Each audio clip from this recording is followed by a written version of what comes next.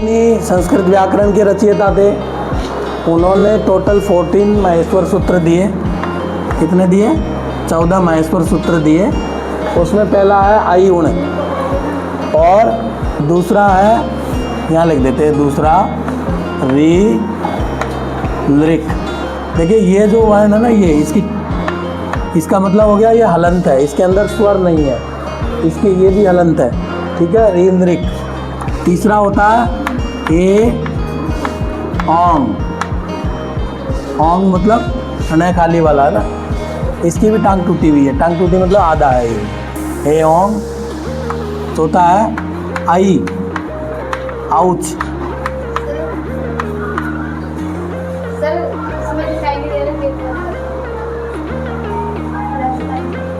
आई ouch है ना, ठीक है। और पांचवा है हाय वरट। हाय वरट। छठा है लड़। सातवां है यम गणनम। यम गणनम, यम गणनम, ठीक है। ये सारे जो अंतिम अक्षर होते हैं ना आपके वर्णमाला के अंतिम अक्षर है ये सारे। हो गए तो बीच में मैं बोला मत करो यार। सातवां हो गया यम गणनम, मतलब वर्णमाला का अंतिम अक्षर। और आठवां हो जाएगा आपका जय भ ये। आठवां हो जाएगा आपका जय झंडा वाला ये भ और न खाली वाला न, लेकिन ये आधा होगा जय भ ये, ठीक है। और नौवां हो जाएगा गढ़ ध से। नौवां हो जाएगा घ घड़ी वाला घ और ढ ध से। ढ ध से। देखिए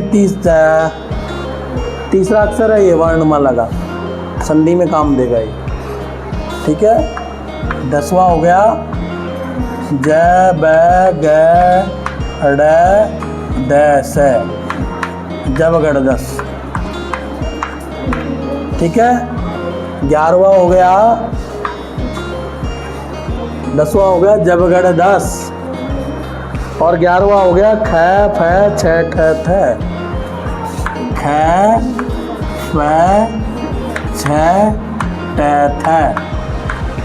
ख फ छ ट थ, ठीक है। 12वां हो गया क प ये।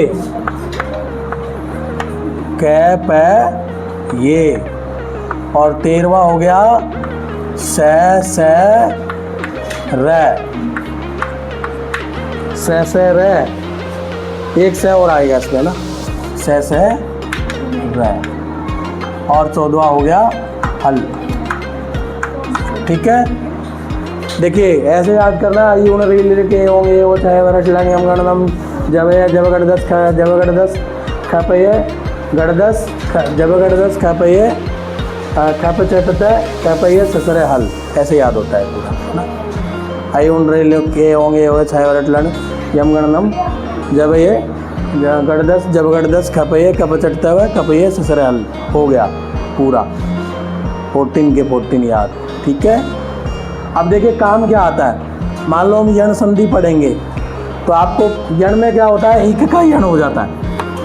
अब ये कहेगा एक सूत्र दे देगा इको यण ची, एक सिंपल पानी नहीं है। इसीलिए तो जो है ना इसरो और नासा में जो है ना ये लैंग्वेज भेजी जाती है।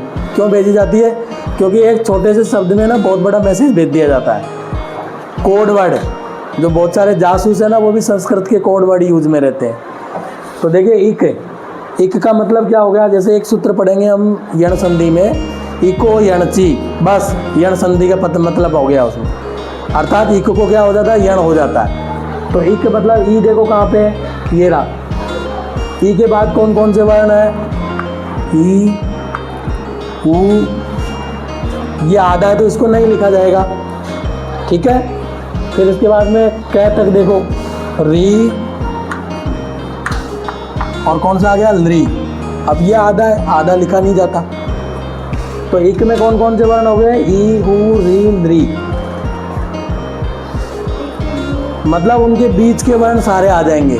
लेकिन जो आधे हैं ना वो नहीं लिखे जाते हैं। ठीक है, इको को क्या हो जाएगा, यण हो जाएगा। अब बताइए यण में कौन कौन से आएंगे।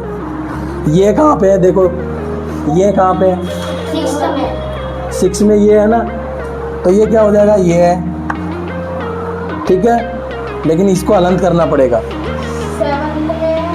इसके बाद क्या आ रहा है, वह। क्या आ रहा है, वह। इसके बाद क्या आ रहा है, र।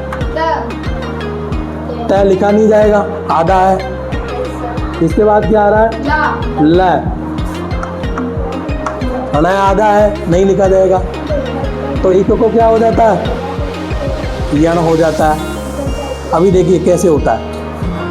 मान लो आपको संधि करनी है सुधि प्लस उपास से। देखिए सूत्र कैसे काम में आता है। अलग अलग करेंगे। संधि कहाँ होती है, प्लस से इधर वाले अक्षर में होती है हमेशा। इसको हिंदी में धन बोलते हैं, धन, और माइनस को ऋण बोलते हैं। तो प्लस से इधर वाले में संधि होती है। इसको बोलते हैं पूर्व पद। क्या, कौन सा पद बोलते हैं इसको, और ये होता है कौन सा, उत्तर पद। बेटा जब मैं समझा रहा हूँ ना तब लिखना नहीं होता है, केवल समझना होता है। इसको बोलते हैं हम पूर्व पद, और इसको बोलते हैं हम उत्तर पद। इसको कौन सा बोलते हैं, उत्तर पद बोलते हैं। तो संधि हमेशा पूर्व पद में होती है और समास हमेशा उत्तर पद में होता है। संधि क्या करता है, 2 वर्णों के मेल को संधि कहते हैं और 2 शब्दों के मेल को समास कहते हैं। वर्ण और शब्द में कोई अंतर बता सकता है मुझे, वर्ण और शब्द में? देखिए वर्ण सिंगल होता है। वर्ण क्या होता है, सिंगल। इंग्लिश में उसको लेटर बोलते हैं, सिंगल होता है। उसकी स्वतंत्र आइडेंटिटी होती है, मिलावट नहीं होती है उसके अंदर कोई भी, लेकिन उसका अर्थ नहीं निकलता। अब बहुत सारे वर्ण मिला करके शब्द बनता है, बहुत सारे वर्णों को मिला करके क्या बनता है, शब्द बनता है। और शब्द का क्या होता है, अर्थ होता है। मतलब शब्द की स्वतंत्र आइडेंटिटी नहीं होती है। तो वर्ण से वर्ण मिलता है तो संधि होती है, और शब्द से शब्द मिलता है तो समास होता है। समास और संधि में इतना ही फर्क है। 2 या 2 से अधिक वर्णों के मेल को संधि कहते हैं और 2 या 2 से अधिक शब्दों के मेल को समास कहते हैं। परिभाषा याद हो गई, सिंपल। हिंदी में याद करो, संस्कृत में याद करो, ठीक है। वर्ण सम्मेलने संधि, वर्णों के सम्मेलन को संधि कहते हैं, है ना। शब्द सम्मेलने समास है, शब्दों के सम्मेलन को समास कहते हैं। ये संस्कृत की परिभाषा होगी। तो देखिए इसको अलग अलग करते हैं हम। संधि इसमें होती है हमेशा। तो सु, अब ध में से क्या निकाल लिया हमने, ई निकाल लिया। ध में से ई निकाल लिया ना हमने, निकाला कि नहीं निकाला? तो ये द आधा हो गया हुआ, तभी तो दी बनाए, इसको अलग कर लिया। और इधर क्या हो गया, उपास से। इधर कुछ छेड़छाड़ी नहीं करनी। अब ये सूत्र ये कह रहा है कि ई को ये हो जाएगा, ई को क्या हो जाता है, ये हो जाता है। तो यहाँ पे क्या करेंगे, सुध है, ई को क्या कर दिया हमने, ये कर दिया। क्या कर दिया, ई को क्या कर दिया, यहाँ कर दिया। प्लस विस्तृत बाद में बताऊंगा जब संधि का टॉपिक आएगा। ये उपास है। अब आप मिला सकते हो, इनको मिला सकते हो, मिलाइए। देखिए सु दे, और यहाँ पे क्या है, ये, लेकिन ये आधा है तो आधा ही रहेगा ये तो। और ये में क्या मिल जाएगा इसके, अगर कोई भी वर्ण के बाद अगर स्वर आ रहा है तो वो उसमें मिल जाता है। तो ये में क्या मिल जाएगा, ये मिल जाएगा आकर के। तो ये क्या बन जाएगा, यू। क्या बन जाएगा, यू। और आगे ऐसे कैसे हो जाएगा, तो रूप क्या बन गया, शुद्ध्युपास से। रूप क्या बन गया, शुद्ध्युपास से। ऊ का उदाहरण देखिए, गुरु प्लस आदेश। ऊ का उदाहरण बता रहा हूँ, गुरु प्लस आदेश। देखो यहाँ पे ऊ आ रहा है, अगर इधर भी ऊ आता तो दीर्घ संधि हो जाती। छोटा छोटा मिलके बड़ा हो जाता है, बड़ा बड़ा मिलके बड़ा हो जाता है, छोटा बड़ा मिलके भी बड़ा हो जाता है। मतलब ए प्लस ए बराबर आ हो जाता है, ए प्लस आ बराबर आ हो जाता है, आ प्लस ए बराबर आ हो जाता है। मतलब 2 अगर समान वर्ण आ रहे हैं इधर उधर तो दोनों मिलके बड़ा हो जाता है, तो दीर्घ संधि होती है। वो क्या होती है, दीर्घ संधि होती है। लेकिन इधर अलग है, इधर अलग है। देखो इधर भी स्वर आना चाहिए और इधर भी स्वर आना चाहिए, तभी तो स्वर संधि होगी। और स्वर संधि किसमें होती है? स्वर संधि को संस्कृत में बोलते हैं अच संधि। तो ऐसे लेकर के च तक वर्ण होते हैं सारे। देखो ऐ यहाँ पे आ रहा है और च यहाँ पे आ रहा है। देखो इधर सारे स्वर मिलेंगे आपको, कोई भी वो नहीं मिलेगा। देखो ऐ ई उ री नृ, ये नृ है, ध्यान रखना नृ, ठीक है। ए ओ आई ओ स्वरी है ना।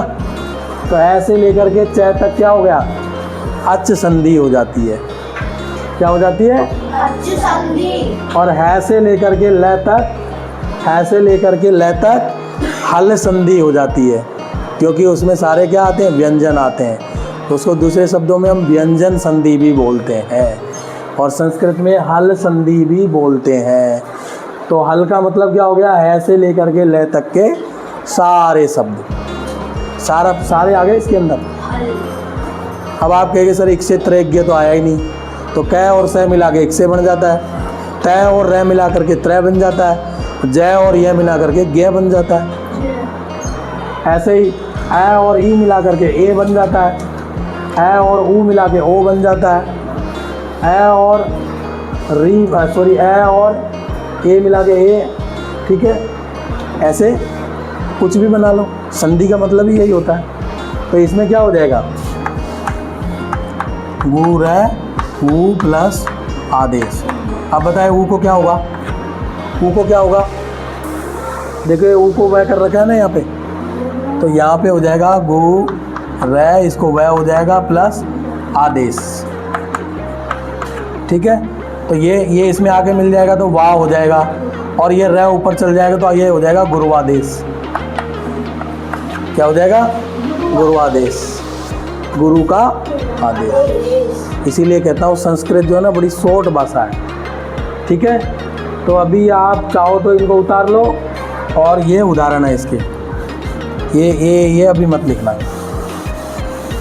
ये मैंने आपको समझाने के लिए बताया था। और ये उदाहरण के तौर पे इनको लिख लो प्रत्याहार, इनको बोला जाता है प्रत्याहार, ठीक है। प्रत्याहार उदाहरण। चलिए पॉज कर दीजिए थोड़ा सा, ठीक है।